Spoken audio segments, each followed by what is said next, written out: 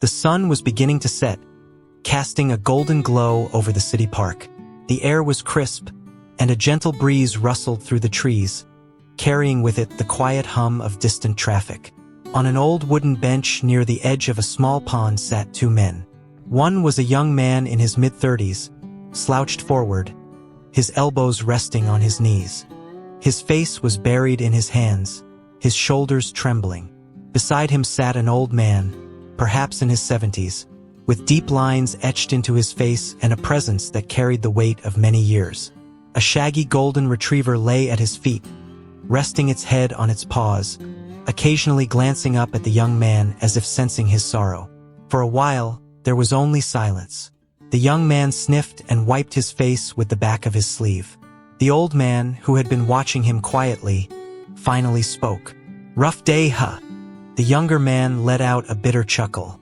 "That's an understatement," he muttered, his voice hoarse. "I lost my job today, just like that. 10 years of my life gone. I gave them everything. Late nights, early mornings, weekends. And now? Nothing. They didn't even give me a proper reason." He shook his head, his voice cracking. "I don't know what to do. I have bills to pay, a mortgage, responsibilities. And now I feel like I have nothing. Like I am nothing."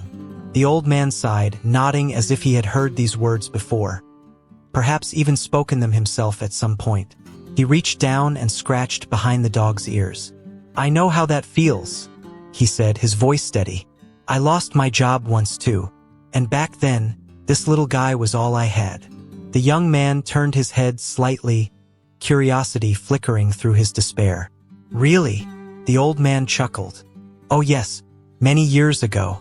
I worked in a steel factory, spent 25 years there. I was good at my job too, knew the machines like the back of my hand. I thought I was secure, thought I'd retire there. But one day they called me into the office and told me I was outdated. Just like that. They said they needed younger workers, faster hands. So they let me go." The young man's brows furrowed. "After 25 years? That's just cruel." The old man nodded. "It felt like a punch to the gut. I walked out of that factory with a small severance check, a pair of worn-out boots, and no clue what to do next. I went home that night and just sat in my chair, staring at the wall. My wife tried to talk to me, but I had no words. My kids were still in school. We had bills to pay, food to put on the table. I thought my life was over." The young man swallowed hard, resonating with every word. "So what did you do?" The old man sighed, running his fingers through the golden retriever's fur. "At first, I did what you're doing, felt sorry for myself, thought about all the what-ifs and if-onlys. But then, I remembered something my father used to say. Life doesn't end when you fall. It ends when you stop getting up." The young man stared at him. "And that helped." The old man chuckled. "Not immediately, but it gave me a start. I forced myself to get up the next day, and the day after that. I took whatever jobs I could find. I cleaned offices at night, fixed cars during the day, even worked in a grocery store stocking shelves. People laughed at me, said I was too old, that I should just give up. But I had a family to take care of. Giving up wasn't an option." The young man let out a deep breath. "That must have been tough." The old man nodded. "It was. And then, something happened that changed everything. One night, after another exhausting shift, I was walking home when I found this little guy, just a scrawny pup back then, shivering near a dumpster. He was nothing but skin and bones. I should have walked away. I barely had enough for myself, but something in his eyes made me stop. He was lost, abandoned, just like I felt. So, I picked him up and took him home." The young man glanced down at the dog, who now wagged its tail softly at the memory. "That was risky. You could barely afford to feed yourself." The old man smiled. "I know, but that's the thing about life. You don't always get to choose when someone or something needs you. Taking care of him forced me to keep moving, even when I wanted to give up. I had to get up every morning to feed him, take him on walks, keep him warm. And in return, he gave me something I had lost. Purpose." The young man listened intently as the old man continued. He was there when I got rejected from job after job, when I sat on park benches like this, wondering if I'd ever bounce back. And then, one night after my shift at the grocery store, I saw something. A little diner down the street was up for sale. It was falling apart, almost abandoned. But something about it caught my eye. The young man frowned. A diner? But you worked in a factory. Did you even know how to run a restaurant? The old man laughed. Not at all. But my wife was a great cook, and I figured people would always need a good meal. So, with the little savings I had, I took a chance. The young man raised an eyebrow. And it worked. The old man smirked. Not at first. The first few months were a disaster. I burned half the food, forgot orders, messed up the books. One night, a local newspaper even wrote a bad review. I thought I had made the biggest mistake of my life. The young man shook his head. So what did you do? Quit. The old man's eyes twinkled. No, I learned. I asked for help. I swallowed my pride.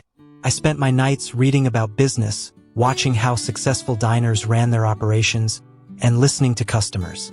And slowly, things started to turn around.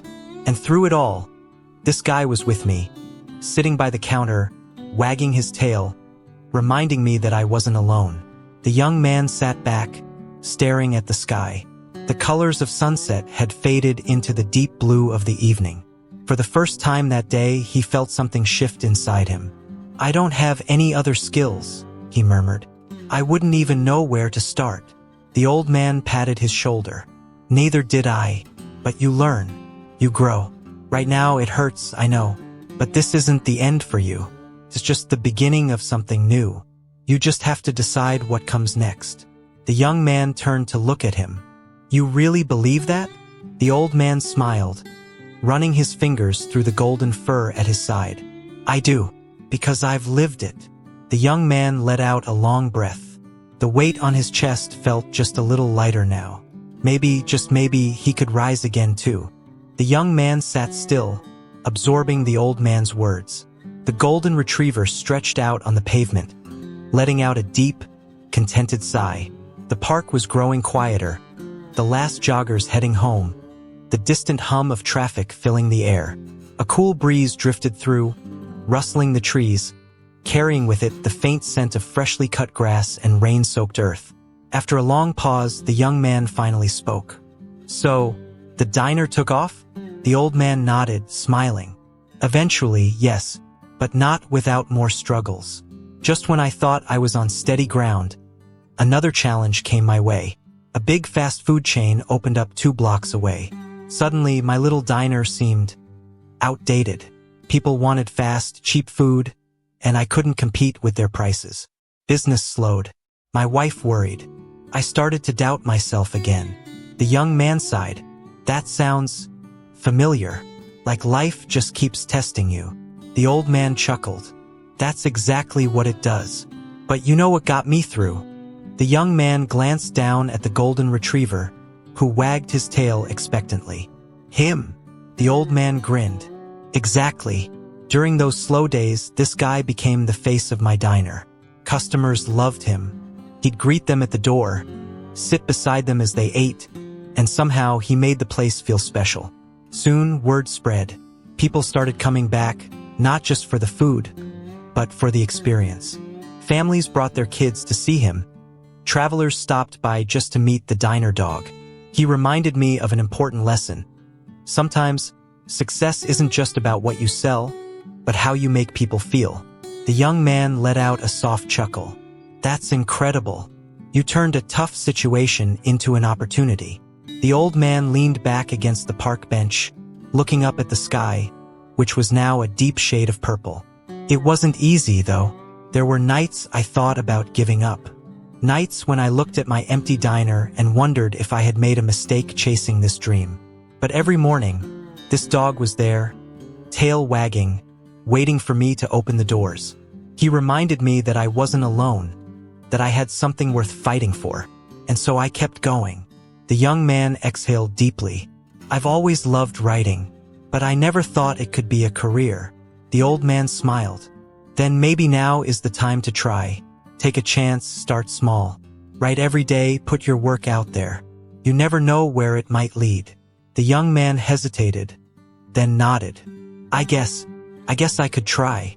The old man clapped a hand on his shoulder. That's the spirit.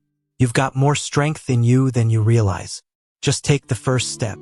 The golden retriever suddenly stood up, shaking his fur before stepping closer to the young man, as if sensing the shift in his energy. The young man reached down, running a hand over the dog's head. He really helped you through it, didn't he? More than he'll ever know, the old man said, his voice thick with emotion. Sometimes, all we need is someone or something that believes in us when we don't believe in ourselves. The young man nodded, a small flicker of hope igniting in his chest. He stood up, stretching. Thank you. I think I really needed this tonight. The old man smiled, reaching down to scratch behind the dog's ears. We all do sometimes. Now go on. Your next chapter is waiting to be written. As the young man walked away, his steps felt lighter. The old man watched him go, a knowing smile on his lips. The golden retriever wagged its tail, as if sensing something new was beginning. And in that quiet evening, under the glow of the streetlights, a life was about to change for the better.